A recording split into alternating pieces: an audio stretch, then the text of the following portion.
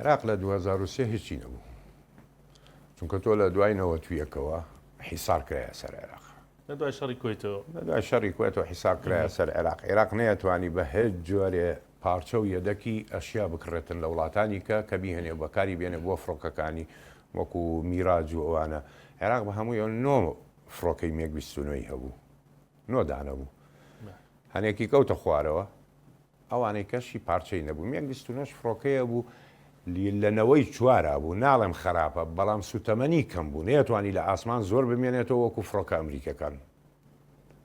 یعنی بۆ نمونە فڕۆکەی ئەمریکی بێ ئەگەر مێک 29 بۆی بڕواتن، ئەمریکەکە یاری لەگەڵاکە، تەنیا لە پێش یەکشێتەوە وەڵێ وەرە دوامکەوە تاکو ڕادەیە سوتەمەنی نامێنێ ئەگەڕێتەوە، ئەو 3 سەعات لە ئاسمانە فڕێ ئەگەڕێتەوە بۆ ئەگەڕێتەوە بۆی بە دوای.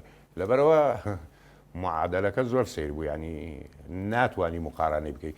لە جۆری تانکەر تانکە کۆنەکانی حرس جمهوری مابووتی 72 هەرچەندە تانکێتری دروستە کرد کە ناوی لێنرا بوو ئەسەد بابل لە مەعاملی عەکەرکۆف و ئەوانە تەسنی عەسکەری، بەڵام ئەو تانکانە بەو شێوازە نەبوو، چونکە بورجی تانکەکە فەشەلی هێنا کە دروستیە کرد عێراق لە ناوی هەوا ئەمایەوە، پێیانەوت فوقاعات هەوائیە.